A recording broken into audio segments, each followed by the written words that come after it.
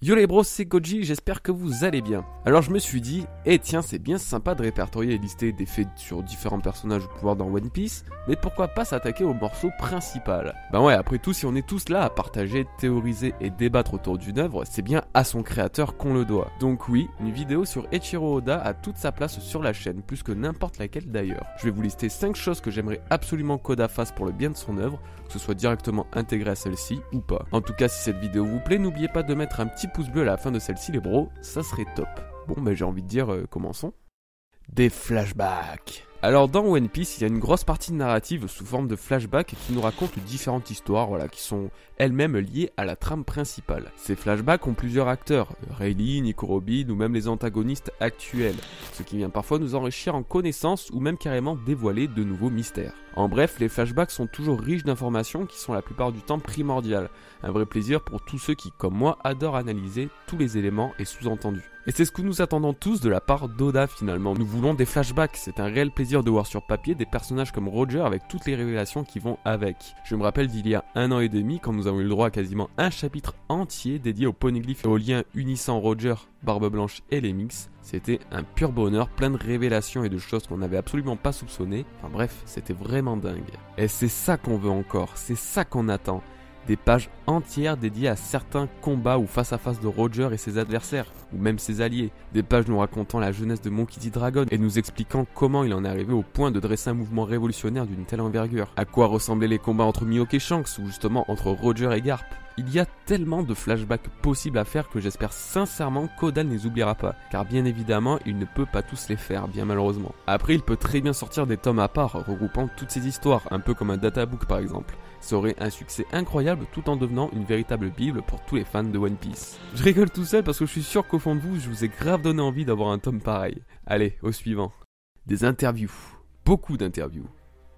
Ce n'est pas du tout à son habitude, Oda est quelqu'un de relativement réservé et son nombre d'interviews est vraiment pas si élevé que ça pour une telle personnalité au Japon. Mais le peu de fois où il nous gratifie d'une interview, en plus de nous faire vachement plaisir, ça nous permet d'en savoir un peu plus sur l'avancée du manga et tout ce qui tourne autour. Je pense notamment à une interview de 2012 ou 2013 où Oda déclarait que One Piece en était aux alentours des 65% de son histoire et donc de la fin. Et qu'à cause du manque de temps et de peur de rallonger trop le manga, il se voyait obligé de fusionner certaines idées entre elles. Par exemple, Punk Hazard devait apparemment être 2 îles distinctes, volcanique et glaciale. Et Mugiwara s'y serait aventuré à un certain moment de l'histoire, mais ça aurait encore trop rallongé le manga. Du coup, il a fusionné les deux et il a créé une histoire autour. Dans une autre interview, il a déclaré que plus les années passaient à écrire One Piece, plus il avait d'idées de personnages à intégrer dans l'histoire, mais aussi en tant que nouveau Nakama. Et ce genre d'information est primordial pour établir certaines théories. Par exemple, quand on dit que Jinbei est forcément le dernier Mugiwara, tu peux contre-attaquer en disant que non. Oda himself a dit qu'il avait tout plein de projets pour les Mugi. Pareil concernant les apparitions télé, il faut savoir qu'Oda a quasiment jamais donné d'interview physique filmée et comme je le disais plus tôt, c'est vraiment incroyable venant d'un tel mangaka. En tout cas, quel que soit le format de l'interview, il s'agit toujours d'un saint graal pour les passionnés car elles sont souvent riches en informations sur le futur du manga. Des databooks. Encore plus de databooks.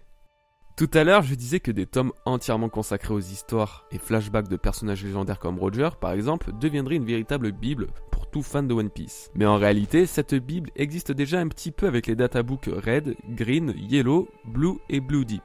Il s'agit de tomes de plusieurs centaines de pages avec un nombre incalculable d'infos sur différents lieux et personnages. Ces infos sont bien sûr pour la plupart introuvables dans le manga et du coup ça fait un super complément ultra agréable. Personnellement, j'ai tellement appris grâce à ces bouquins que je me demande comment on peut s'estimer fan tant qu'on n'en a pas lu au moins un. Si je devais vous en conseiller un, ça serait bien sûr le plus récent, Blue Deep.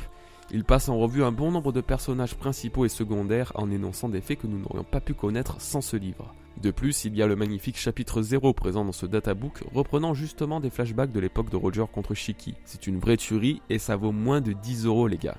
Et c'est donc ça que j'aimerais voir à l'avenir. J'imagine que c'est un travail considérable de réaliser de tels ouvrages, mais c'est un vrai plaisir et ça permet de carrément mieux s'y retrouver. Rien que pour théoriser dessus, c'est vraiment super agréable. Je verrais d'ailleurs bien un databook sur toutes les références mythologiques et culturelles qui ont été faites dans One Piece. Pareil, ça serait un énorme taf, mais ça serait tellement intéressant. Ou même un databook orienté vers l'histoire des lieux et des îles avec des faits non répertoriés dans le manga. Il y a tellement de possibilités pour détailler cet univers si riche que ça serait dommage de passer à côté d'une telle chose. Non mais imaginez un Black Databook de 500 pages pour nous plonger dans une nouvelle aventure au plus profond des entrailles de One Piece. On aurait enfin un nouveau livre de chevet. Qu'il termine One Piece. Bah ça peut être débile dit comme ça, mais c'est vraiment le plus important finalement, qu'il termine One Piece. Personne d'autre que lui ne pourrait nous offrir au final que nous rêvons tant. Car il faut savoir qu'Oda a un rythme de vie vraiment extrême et qu'il nous a déjà fait des frayeurs à maintes reprises. Alors attention, quand je parle de rythme de vie extrême, on est loin des soirées alcoolisées ou autres délires de riches stars avec drogue et nuit blanche. Ah non, lui Oda, s'il fait une nuit blanche, c'est pour se consacrer entièrement à son travail, et comme on peut le voir à son planning, un peu plus de repos ne serait pas de refus. Non mais rendez-vous compte, sur cette image, les cases grises représentent 1 heure de sommeil. On voit par exemple que le lundi, il ne dort que 2 heures et travaille le reste du temps. Tout le reste du temps. Sur les 6 autres jours de la semaine, oui car il bosse 7 jours sur 7, il dort désormais 7 heures par jour, mais ça n'a pas été toujours ainsi. Ces trop petites heures de sommeil de l'époque lui ont valu de nombreux problèmes de santé ainsi qu'une hospitalisation. Il a donc été contraint de réduire la cadence et de prendre plus de repos. Désormais, il est aussi aidé par des assistants qui lui allègent énormément le travail et qui lui permet sans doute de profiter aussi de sa famille. Oui, car il faut savoir que malgré son rythme de vie effréné, il doit aussi s'occuper de sa fille et de sa femme. Donc, où je veux en venir, c'est que Oda se tue à la tâche pour terminer son œuvre. Et finalement, ça fait pas mal flipper de se dire qu'il pourrait ne pas terminer One Piece à cause de ses soucis de santé. Déjà car il ne mérite clairement pas ça, avec tout le mal qu'il se donne depuis une vingtaine d'années sur One Piece, la moindre des choses pour son accomplissement personnel est qu'il termine son œuvre. Et pour nous, ça serait juste horrible de savoir que l'homme derrière toute la passion qu'on a pour One Piece ne soit plus. En théorie, le manga se finira même s'il arrive malheur, car certaines personnes dans l'entourage professionnel d'Oda connaissent la fin de l'histoire. Mais ça serait quand même un sacré désastre qu'on ne veut absolument pas voir arriver. Alors, Oda, s'il te plaît, repose-toi. Qu'on n'ait pas un One Piece GT. Et oui, c'est une de nos plus grandes peurs, je pense. Imaginons, même si c'est compliqué, que One Piece se termine bel et bien. On sera à la fois heureux d'avoir vécu une telle aventure, mais aussi dépité de ne plus participer à aucune aventure des Mugiwara. Mais tout ça, c'est bien sûr sans compter sur la Toei qui pourrait nous pondre une sorte de One Piece GT, quelque chose qui n'a rien à voir avec le manga original, tout comme l'était Dragon Ball GT pour Dragon Ball Z, et qui susciterait plus de colère que d'excitation. Personnellement, je sais pas vous, mais One Piece ne doit pas chercher à être rallongé à sa fin juste pour le pognon. Ce qui a fait le charme de ce manga, c'est tous les mythes qui se sont créés au fil des 20 années de lecture. De ne pas savoir ce qu'est le Di, de ne pas savoir ce que sont les armes antiques, de ne pas savoir ce qu'est le One Piece tout simplement. C'est en partie tout ça, tout ce qui s'est créé en tant d'années, qui fait le succès de One Piece aujourd'hui. Et qu'Oda autorise une suite à son œuvre une fois celle-ci terminée par sa main, ça serait juste catastrophique. Ou alors, il faut absolument que ça n'ait rien à voir avec les Mugiwara, ça gâcherait beaucoup trop l'histoire à mon goût. Parce qu'une telle machine à gain que One Piece, je ne pense pas que les éditeurs et autres studios d'animation laisseront passer une telle aubaine de pomper l'œuvre jusqu'à la moelle. Alors, on peut recycler l'idée que j'avais eue plus tôt, mais de créer une série autour des personnages importants qui n'ont pas eu de flashback de leur histoire. Par exemple, on pourrait faire une petite série sur les débuts et l'ascension de Goldie Roger. Là, ça serait à la fois intéressant et intelligent. Bon, reste à savoir si tout le monde accrocherait, mais en tout cas, il est clair que pour tous les vrais fans de One Piece, ça serait une aubaine incroyable. Bon et vous les bros, qu'attendez-vous de la part de Oda? Plus d'informations à travers des interviews? Plus de produits comme les databooks? Ou qu'il se débrouille de rester en vie pour continuer à nous faire kiffer? Personnellement, je souhaite bien évidemment toutes ces choses-là, mais surtout qu'il continue à nous vendre toujours autant de bonheur à travers ses coups de crayon. Ça ne fait aucun doute. Bon les amis, je dois aussi vous parler afin de vous remercier. Ben voilà, j'ai repris un gros rythme de sortie de vidéos depuis plus de 2 semaines et vous pouvez pas vous imaginer à quel point votre soutien compte malgré les posts que j'ai prises.